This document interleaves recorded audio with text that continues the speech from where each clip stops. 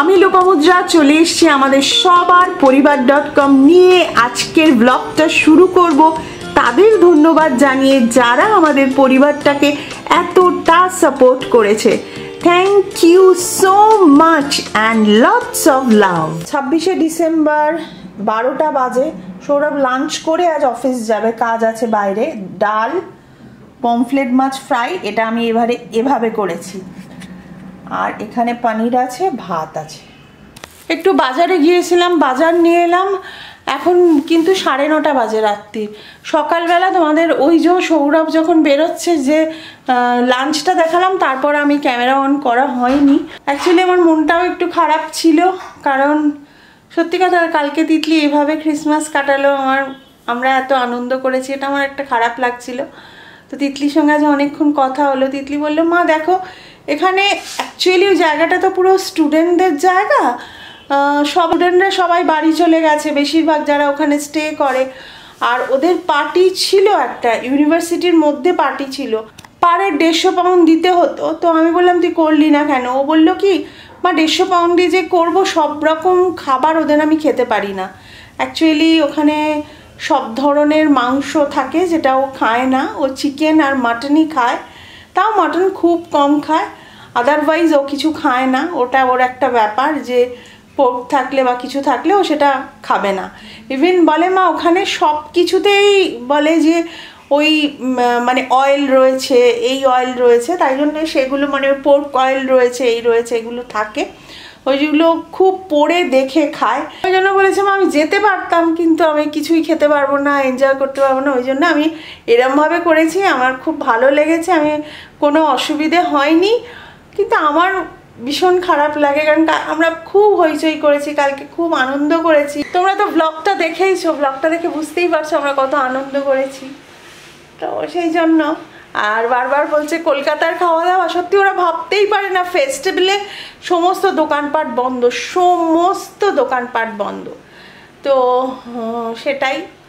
আর বলছে মা আমি ঠিক এর মধ্যে একদিন আমরা ঘুরে নেবো, তুমি চিন্তা করো না, এর মধ্যে যেদিন সব কিছু খোলা থাকবে একটা কোথাও গিয়ে ভালো মতো এ করে আসবো।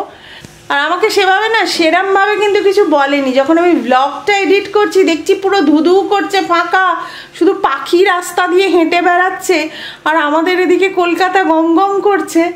তখন বলছে মা কতটা তফাৎ দেখো, এখানকারই কিন্তু মানে ফেস্টিভ্যালটা এখানকার, তোমরা ওখানে অত এনজয় করছো।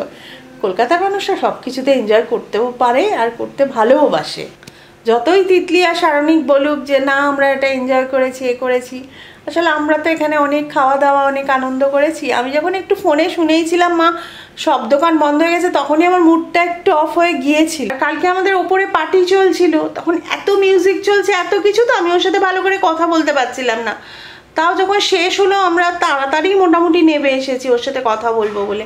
আজকে যখন ব্লগটা আমি ভালো করে দেখছি এডিট করার সময়, ও যেগুলো পাঠিয়েছে একদম ধুধু করছে মাঠ, কোথাও কেউ নেই, সেই জন্য একটু কিরকম লাগছে। লন্ডনে খুব বড় করে হয়, লন্ডনে সমস্ত কিছু খুব বড় করে হয়, কিন্তু এটা তো পুরো একদম স্টুডেন্টদেরই জায়গা। এটা লন্ডন থেকে একটু ভেতরের দিকে।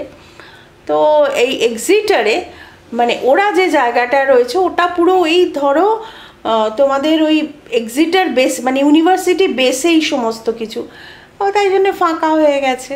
তো এইসব কারণে আমার মনটা একটু খারাপ ছিল।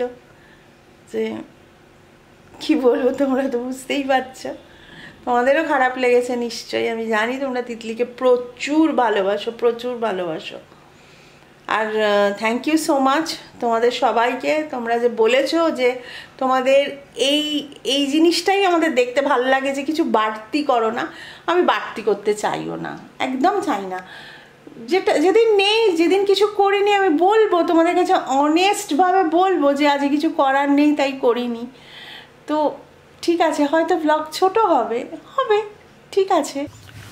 তোমাদের সাথে আজ একটা জিনিস শেয়ার করব। সৌরভের দেখো একটা ভালো প্যান্ট এইভাবে খোঁচে ছিঁড়ে গেছে, ভালো প্যান্ট, কিন্তু এটা কিছু একটা খোঁচা লেগেছে, দেখেই বোঝা যাচ্ছে।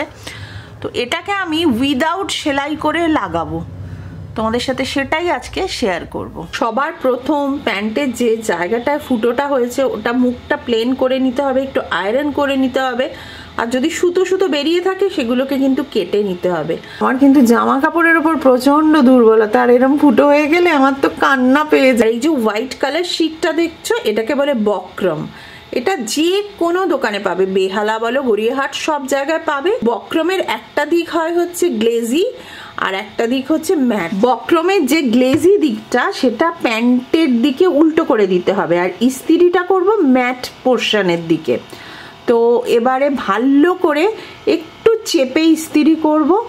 এটা দেখবে খুব সুন্দর করে আটকে গেছে, আর এটা কিন্তু একদমই কাচলেও খুলে যাবে না। সেলাই করতে পারো না তাদের জন্য তো একদম আইডিয়াল।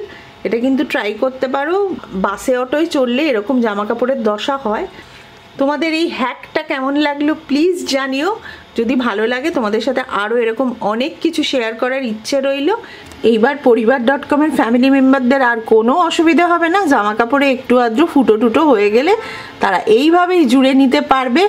আর যদি এটা ট্রাই করে থাকো আমাকে কিন্তু অবশ্যই জানাবে। তো আজকের ব্লগটা এখানেই শেষ করছি। যদি তোমাদের ভালো লেগে থাকে প্লিজ যারা এখনো পরিবার.com-কে সাবস্ক্রাইব করোনি, সাবস্ক্রাইবটা করে দিও। লাইক, কমেন্ট, শেয়ার এটা তো আমার চাই। তাহলে আজকে টাটা, বাই।